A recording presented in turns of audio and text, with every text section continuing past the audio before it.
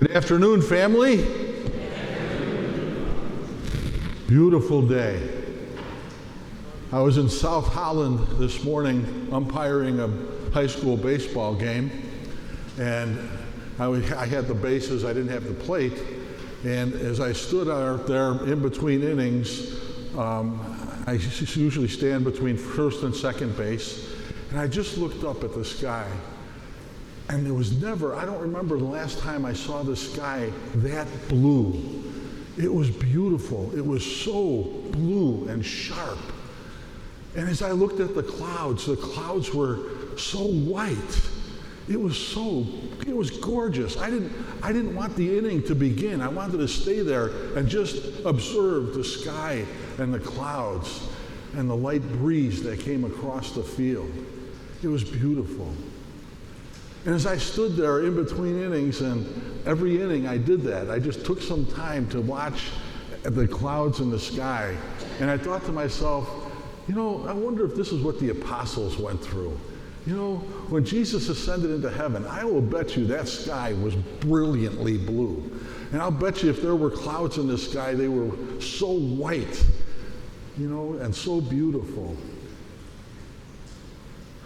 And as I thought about it, I thought to myself, Jesus ascended into heaven in human form and spiritual form.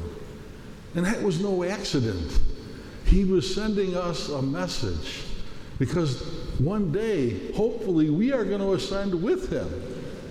And because he ascended in body and spirit, that's how we are going to ascend too. If we make it. We'll make it. We'll make it. We will. We will. The days between Easter and Ascension, though, were very important days for the apostles and the disciples and for us, because Jesus took that time not only to reveal himself as raised from the dead, but he also took the time to teach his disciples what they were to do after he was gone. There's an old story that says that when Jesus ascended into heaven, he got up there and all the angels and the cherubim and the seraphim and everybody came around, and Jesus had a little discussion with them and just talked to them about when he was on earth, what he did. He talked to them about his birth. He talked to them about Mary and Joseph. He talked to them about the miracles.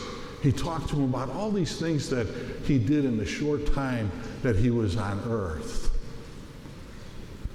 And one of the angels asked him, they said, Lord, just out of curiosity, now that you're up here, who's going to take your place? And he said, well, it's okay. I've left people there to take my place.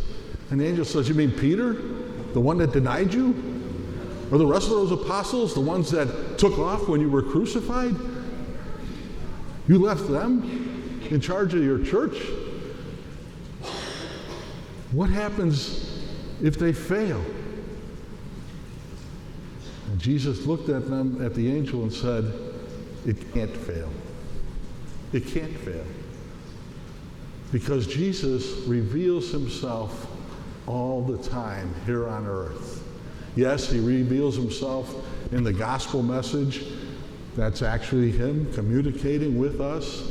He reveals himself in the Eucharist, because that truly is the body, blood, soul, and divinity of Christ. That's him.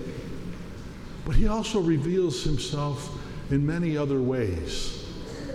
He revealed himself to me this morning as I looked at that sky and as I looked at those clouds. He reveals himself when I'm out on my deck with my wife and we're enjoying a great sunset. And I always say, boy, God is an artist, isn't he? He's an artist. But God also reveals himself through other people.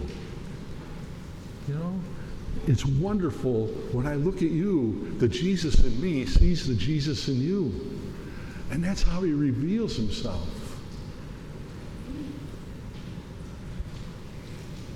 We have to take the time to recognize the Jesus in me.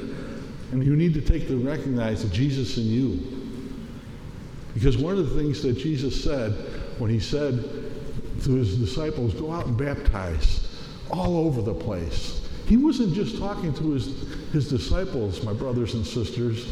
He was talking to you and to me. We need to be evangelizers.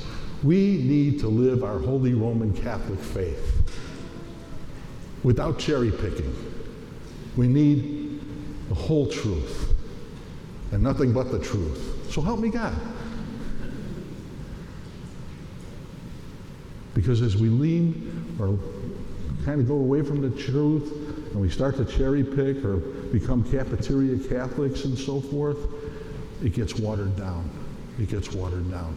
It gets watered down. I have a friend of mine who was an Episcopal priest, and he left the priesthood and he's now a Catholic. He became Catholic. And he said the reason that he left the Episcopal Church was they went away from the truth. All of a sudden they were accepting gay marriages. They were accepting whatever. I mean, it just went on and on and on. And basically the bishops told them in a conference, if you priests don't like it, there's the door. And the last time I talked to Jim, he told me the Episcopal Church is about a third of what it was because it wandered from the truth. And one of the great things that I love about our Holy Roman and Catholic Church is we preach the truth. And we're not going to change that. And yes, there are going to be people that are going to walk away from us because we stick to the truth. But you know what? A lot more people are going to come in because we stuck to the truth. One last story I have for you as an example of that truth. When I was at St. Albert the Great Church in Burbank, I can tell you his name, Father Mike Zofel. Father Mike got up and he talked about the sin of abortion. Not judgingly, it was a very well done homily. He came out after Mass, and there was a gentleman there, a little bit angry, and he said, Father, I don't ever want to hear you preach about abortion again. Because if you do, I'm gone. And before you make that decision, take a good look at what I donate to this parish. Take a good look. And I was really proud of Father. He looked at him and said, I hope you enjoy your new parish. And you know something? Here's the moral to that story. The Archdiocese of Chicago, every October, they do an October count. St. Albert the Great is one of the only churches that actually went up in membership.